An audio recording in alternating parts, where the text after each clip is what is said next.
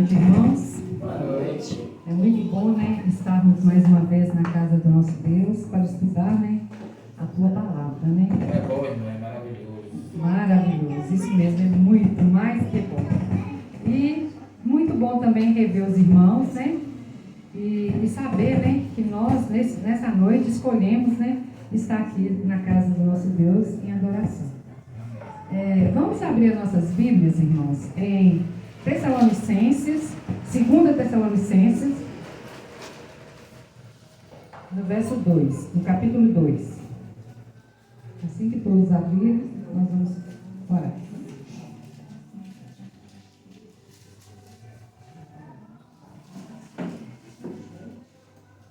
Amém? Oremos. Santo Deus e Pai, nós te agradecemos, meu Deus, por ter nos convidado através do Espírito Santo para estar aqui, Senhor Deus. Neste momento, Senhor Deus, a tua palavra está sendo aberta. Que ela possa falar, Senhor Deus, através do Espírito Santo. Que eu possa ser usada poderosamente, Senhor Deus, para que a mensagem que for falada aqui, Senhor Deus, ela possa ser de grande crescimento para cada um de nós. Que possamos sair daqui, Senhor Deus, pessoas diferentes que entramos. Que possamos sair daqui mais forte, que possamos sair daqui mais confiante e com a nossa fé renovada. Entregamos as nossas vidas em tuas mãos e oramos agradecido em nome do Senhor Jesus. Amém. Amém. 2 Tessalonicenses 2, a partir do verso 3, e nós vamos até o 7. Diz assim: E não vos demovais de vossas mentes com facilidade, nem vos perturbeis por espírito, que por palavra ou epístolas, como procedeste de nós. Suponhamos que tenha chegado o dia do Senhor. Ninguém de nenhum modo vos engane, porque isso não acontecerá sem que primeiro venha a apostasia, e seja revelado o homem da iniquidade, o filho da perdição, ao qual se opõe e se levanta contra tudo que se chama Deus, ou é objeto de culto, a ponto de assentar-se no santuário de Deus, ostentando-se como se fosse o próprio Deus. Não vos recordais de que ainda convosco eu costumava dizer-lhes essas coisas? E agora sabeis que detém para que ele seja revelado somente em ocasião própria. Com efeito, o mistério da iniquidade já se opera, e aguarda somente que seja afastado aquele que agora detém. Então, aqui vem falando, né, Paulo nos orientando, né, das coisas que iriam acontecer, né, que era para a gente tomar cuidado, né, e sobre esse homem da iniquidade já tinha sido profetizado que ia acontecer. Então, o que a palavra de Deus quer nos mostrar? Que o povo de Deus, ele nunca fica perdido, sempre tem uma orientação para nós, para que a gente possa não ficar cego a ponto de não ver as coisas que estão acontecendo. Mas para isso, nós precisamos buscar na palavra de Deus.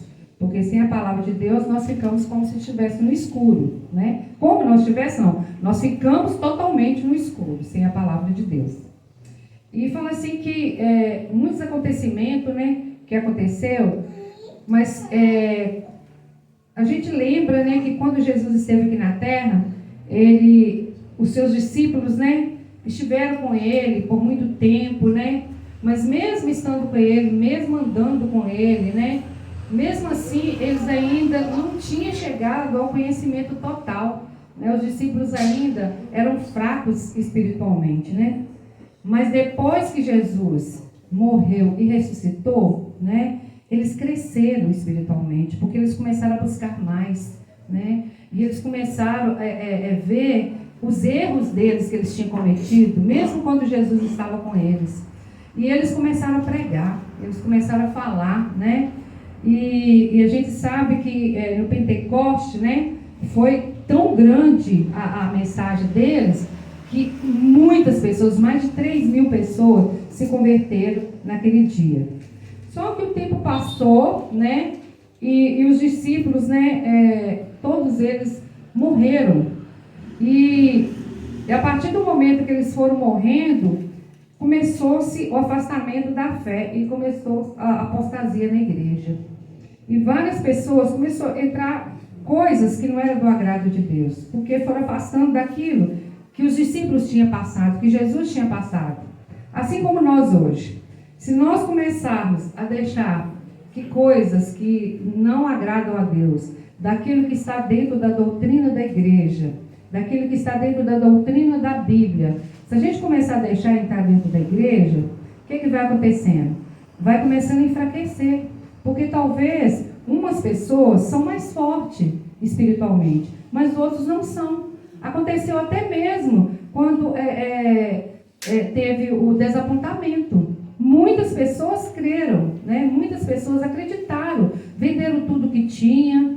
Mas por quê? Porque eles estavam com medo que Jesus realmente viesse. Mas eles não estavam preparados espiritualmente. Somente aqueles que estavam preparados espiritualmente conseguiram continuar, buscar e estudar. E isso acontece hoje também. Nós também precisamos estar atentos. E naquela época, aconteceu isso. Aconteceu a apostasia dentro da igreja. E esse período, dominado pelos erros doutrinários, ficou conhecido como a Idade Escura, que era a Era das Trevas. E Paulo já tinha falado, né? Em Tessalonicenses, Paulo falou assim, 2 Tessalonicenses 2:3, ele falou: não deixe que ninguém vos engane de modo algum. Antes daquele dia virá a apostasia, então será revelado o homem do pecado, o filho da perdição. Então, viu como que eles não estavam enganados? Viu como que, se a gente não buscar, como que é fácil da gente cair em tentação? Se a gente se afastar um pouco da palavra de Deus, nós vamos ficar na escuridão. Por isso que a gente precisa estar sempre buscando. É por isso que nós temos esse momento aqui, né? Que talvez tenha algum irmão que ainda está com alguma fraqueza, ainda está sentindo assim que não está tão próximo das coisas de Deus, aí dá aquele choque nele e ele acorda, né? E o termo homem do pecado, conforme descrito no texto, literalmente está falando aqui em grego, mas eu, como não sei ler em grego, eu vou falar o que está falando em português. Literalmente significa homem que é contra a lei. Então, toda pessoa, a apostasia começa assim, a você começar a ver as coisas de maneira diferente e começar a querer fazer as coisas que não agradam a Deus, principalmente desobedecendo a lei de Deus. E foi profetizado, né, que essa blasfêmia contra Deus iria acontecer. Está em Daniel 7:25, que vem falando, né? Vem falando das 1260 dias proféticos, que não são anos literais, né? Que são dias proféticos ou anos literais, que eles ainda tentariam mudar a lei. E usando o elemento das informações bíblicas, a gente pode entender que realmente foi profetizado, que realmente aconteceu isso, né? E que quem fez essa união e que fez com que acontecesse essa mudança na lei foi o papado. Mas há evidência sobre isso. Para quem estuda mesmo, não está só na Bíblia. Quem estuda história vai entender muita coisa que aconteceu naquele tempo. As coisas que foram acontecendo, como que os cristãos foram perseguidos, né? Então, quem estuda história está bem por dentro desse assunto. E uma das principais doutrinas que Roma afirma que Deus deu autoridade suprema para o Papa sobre bispos e pastores do mundo inteiro. Quer dizer que o Papa ele tem autoridade de mandar tanto nos bispos, pastores e todos os outros abaixo dele. Mais do que isso, o Papa tem sido chamado de Senhor, do Senhor Deus. O Papa ele é declarado infalível. E essa mesma reivindicação, ela foi feita por Satanás, quando ele tentou Jesus no deserto. E ela continua a ecoar pela igreja de Roma, e grande número de adoradores se rende a essa mentira, né? A gente vê que as pessoas chamam o Papa de quê? Santo Papa, né? E eles vão lá, ajoelham aos pés dele, como se ele fosse um Deus. E ninguém tem esse poder. Homem nenhum aqui na terra, nenhum pastor, nenhum padre, ninguém tem esse poder de ajoelharmos aos pés deles. Porque somente Jesus pode fazer isso. Mas ele aceita. Ele aceita isso. Então é por isso que a gente fala que do erro. Porque se ele não aceitasse, as pessoas não estariam fazendo isso, né? E os que se referencia a ele, porque somente Deus tem essa alegação. Então só Deus, nós só podemos adorar a Deus. Vamos abrir nossas Bíblias em Lucas 4, verso 8. Lucas 4, verso 8. O que diz lá para nós?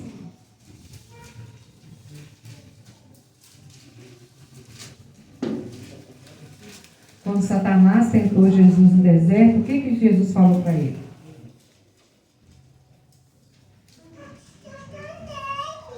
Quatro, 8.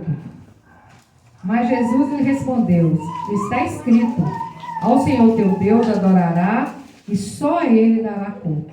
Então somente Deus, né, poderia ser adorado. Hoje nós sabemos que o nosso Senhor Jesus também, Ele pode ser adorado, mas até Jesus, Ele falou que somente Deus poderia ser adorado. Por quê? Porque Jesus, quando Ele estava aqui na terra, Ele ainda estava humano, Ele ainda não tinha, Ele foi considerado como um de nós. Então, Ele falou que somente Deus poderia ser adorado. Então, Jesus, Ele nos ensinou que a gente não deve adorar nada mais do que a Trindade. Ela nós podemos adorar. Doutrinas bíblicas que foram adulteradas pelo poder papal.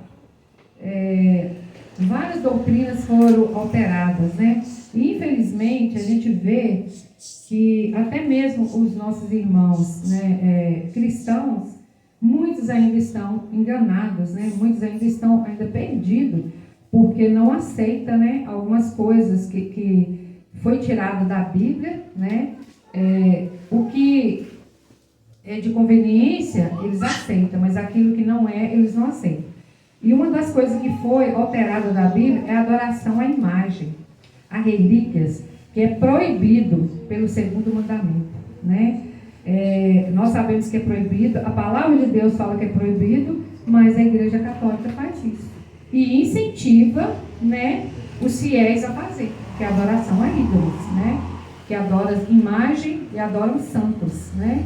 Então, foi uma das coisas que foi mudada. Também foi mudada a anulação da observância do sábado, né?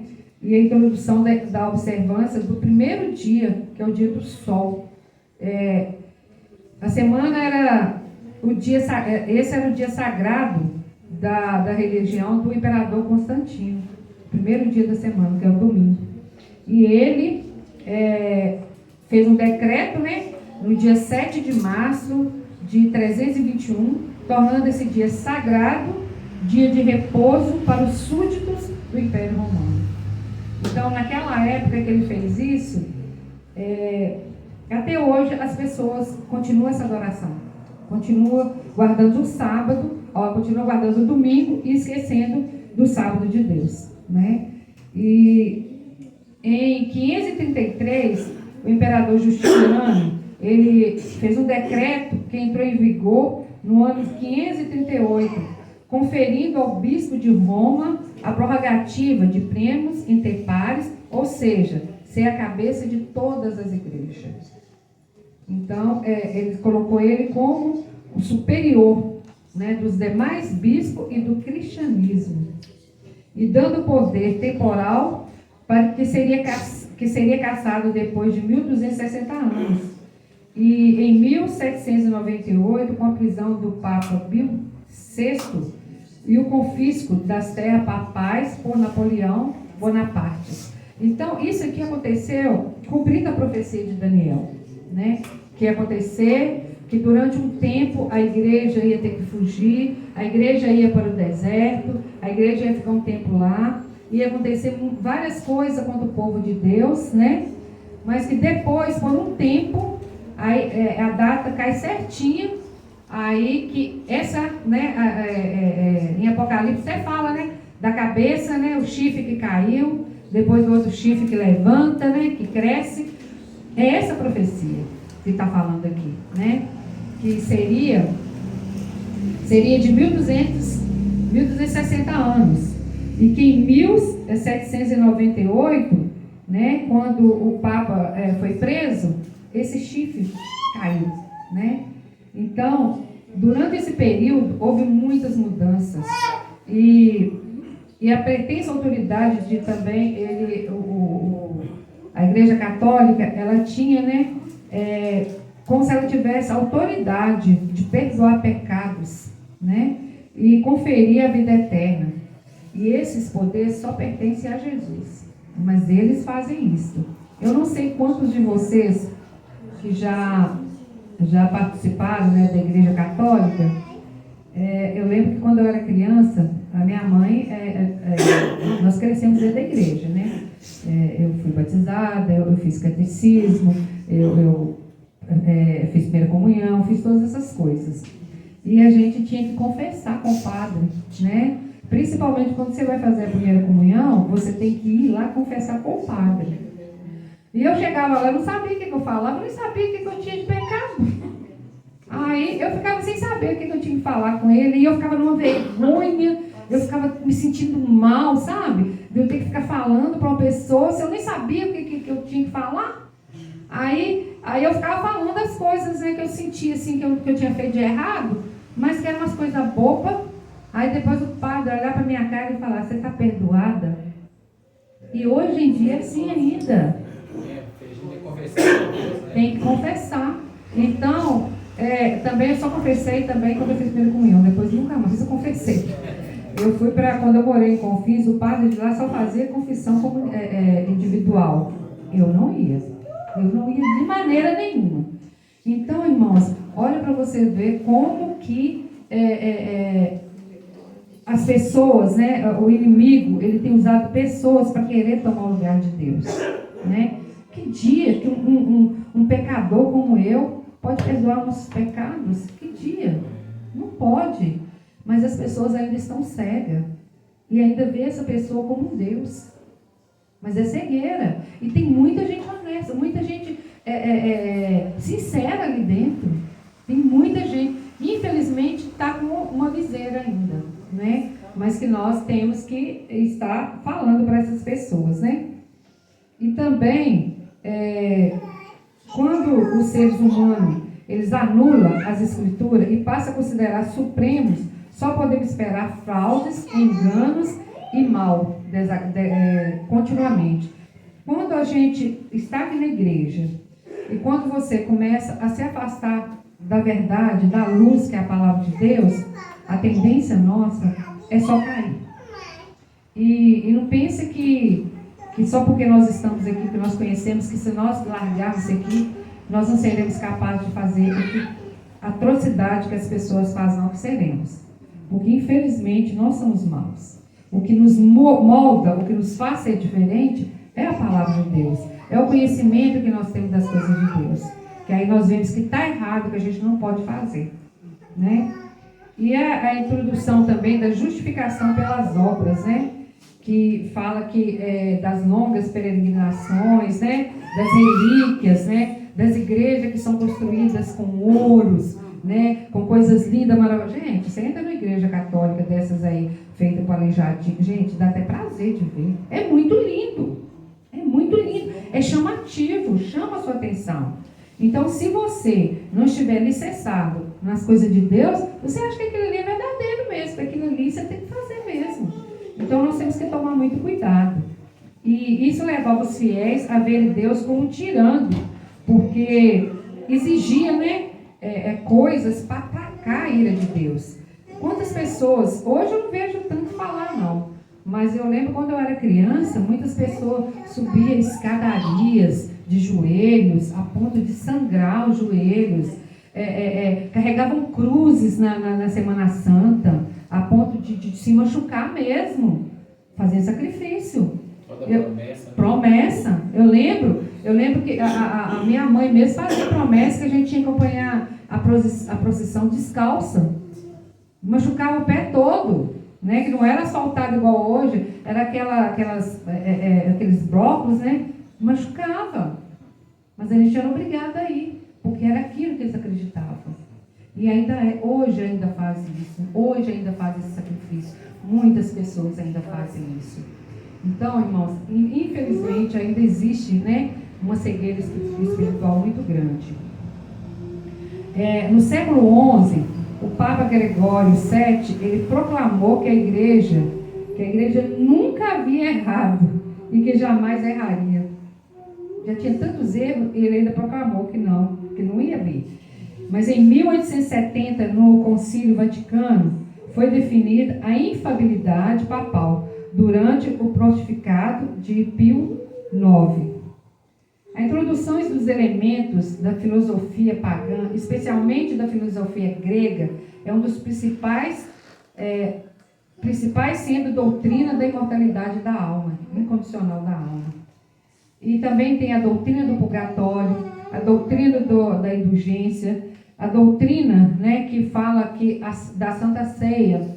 A Santa Ceia, é certo a gente fazer a Santa Ceia, só que eles fazem a Santa Ceia substituindo o sacrifício, né, de Deus. Fala que a Eucaristia, sacerdotais, papais, alega que o pão e o vinho é transformado no sangue de Cristo, no corpo e sangue de Cristo. E nós sabemos que não é verdade. Nós sabemos que é só um símbolo. Nós usamos como símbolo, mas eles não. Eu não sei se vocês já participaram, que quando ele te entrega a hóstia, ele fala assim, corpo de Cristo. Tanto que os fiéis não podem tomar o vinho, né? Ele só pode, eu não entendo isso, só pode comer o corpo de Cristo, o sangue não pode. Então fala corpo de Cristo. E não é, aquilo ali é só um símbolo. Mas eles colocam como se realmente fosse o corpo de Cristo. E não é simbólico. O que nós fazemos é para demonstrar o que Cristo fez por nós. É para demonstrar quando Cristo reuniu com os discípulos, mostrando para eles o que a gente deveria fazer. A Santa Ceia é uma coisa muito sagrada, para ser feita de qualquer maneira, né? Então, tudo isso foram doutrinas que foram colocadas, né, ali. Além de tudo, teve a introdução da Inquisição, o Tribunal do Santo Ofício, no século XIII. E nesse tribunal aconteceu coisas terríveis, atrocidades terríveis. Todos aqueles que não fizessem aquilo que a igreja mandava, eles passavam por coisas horríveis. Era sacrificado, era espancado, era a casa queimada, era tomada as coisas deles. Todo tipo de maldade que a gente possa imaginar acontecia. E isso não é mentira não, irmãos. Quem duvidar, pega livro de história. Pega de livro de história que vai estar lá. Está tudo lá no livro de história. E também eles faziam...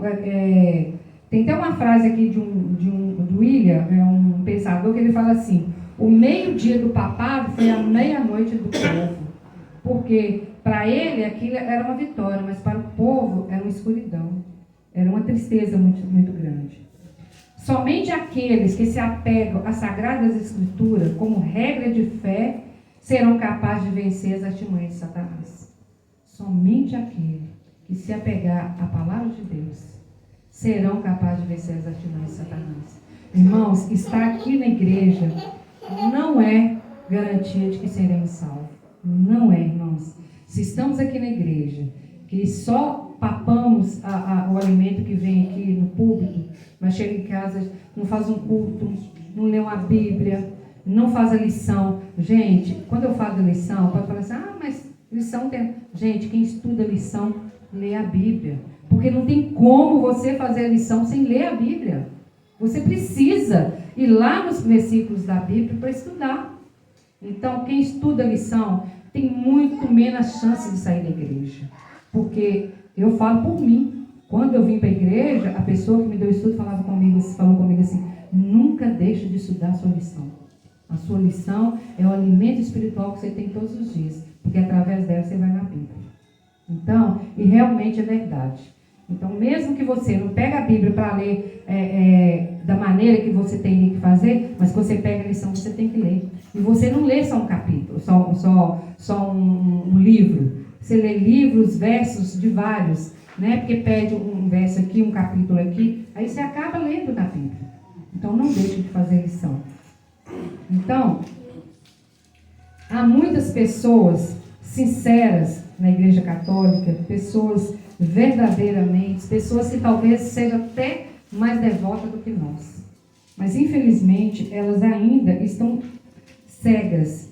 Ou então, irmãos, talvez a nossa congregação ainda não esteja preparada para receber essas pessoas tão sinceras. Porque para uma pessoa sair de uma coisa, sair de um lugar onde ela é totalmente sincera e vir para um lugar onde ela não vê tanta sinceridade, é muito difícil. Então, por isso, irmãos, que nós temos que estar nos preparando para receber essas pessoas. Com a verdade.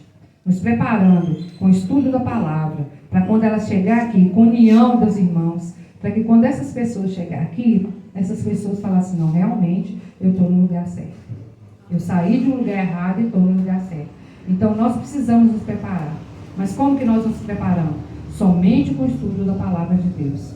Porque ela nos ensina quanto ao papel do papado no quadro profético apresentado pela própria Bíblia. A Bíblia toda, ela fala de tudo que nós precisamos saber. Mas principalmente das coisas que aconteceram e das coisas que estão para acontecer. Se você quer saber o que vai acontecer, vai na palavra de Deus. Que aí você vai descobrir. Né? E a apostasia, ela entrou vagarosamente, sorrateiramente no seio do cristianismo depois da morte dos apóstolos. A palavra de Deus deixou de ser evidência muito clara de como identificar o poder dos apóstatas e que tentaria mudar a lei de Deus e perseguiria o seu povo.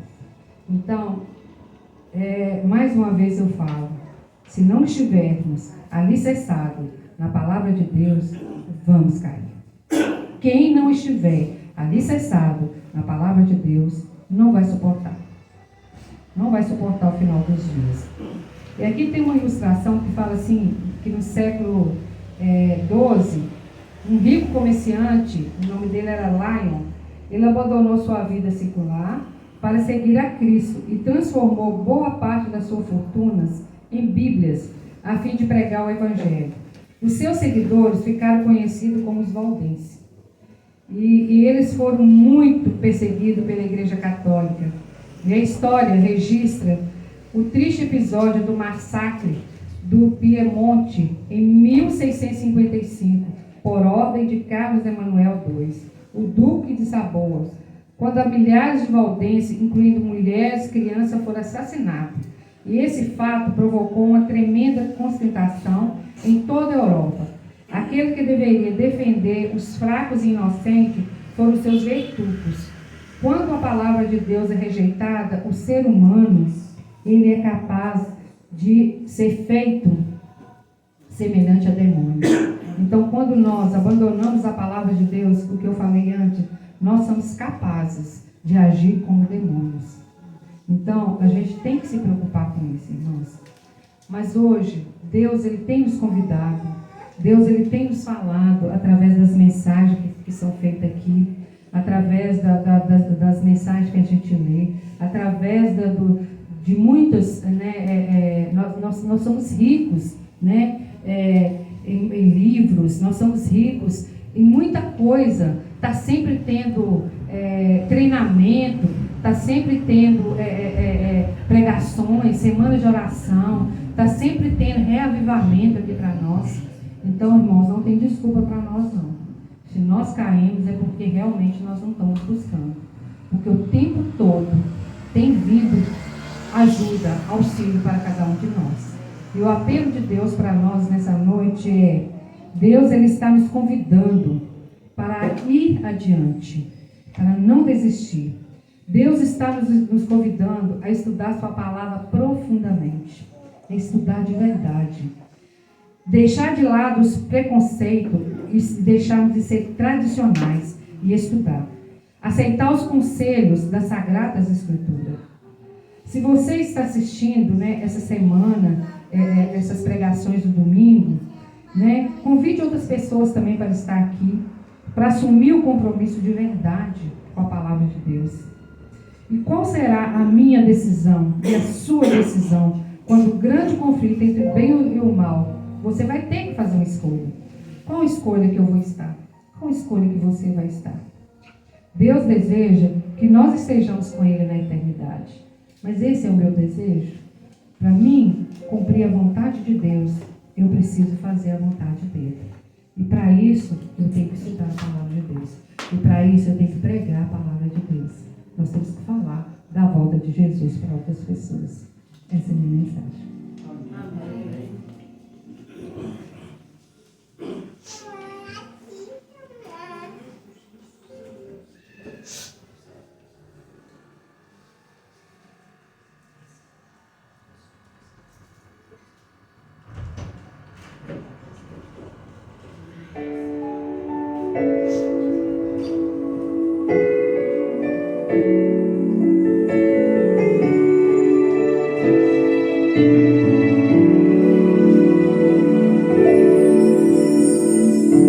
Você está sozinho em seu caminho,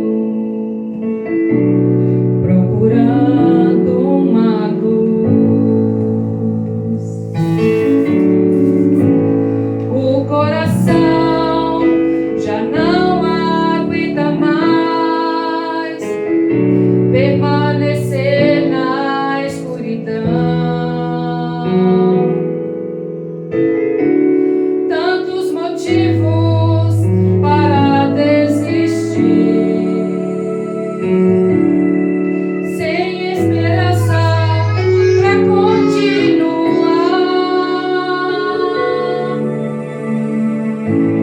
Há uma luz na escuridão deste mundo tão cruel. Há uma chama que acende em você.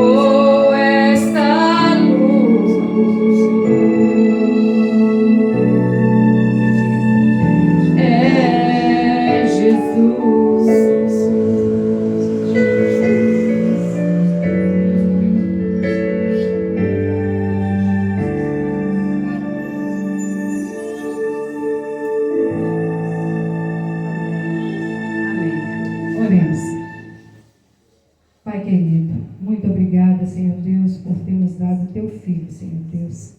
Como Ele mesmo disse, Senhor Deus, que Ele é a luz desse mundo. Mas nós só vamos descobrir isso, Senhor Deus, estudando a Tua palavra, que também é a nossa luz. A palavra de Deus fala que ela é lâmpada para os nossos pés e luz para o nosso caminho. Por isso, Senhor Deus, nos ajuda a andar de acordo com a Tua vontade, que nós possamos estudar mais a Tua palavra, Senhor Deus, para que possamos, Senhor Deus, estar firme, em pé, quando for necessário, Senhor Deus, pregar a Tua palavra, quando for necessário, Senhor Deus, se houver perseguição, que possamos, Senhor Deus, fazer tudo de acordo com o Teu querer. Fica conosco, Senhor Deus, e nos leve com segurança para os nossos lares. Nós entregamos nossas vidas e oramos agradecidos, em nome e por amor do Senhor Jesus.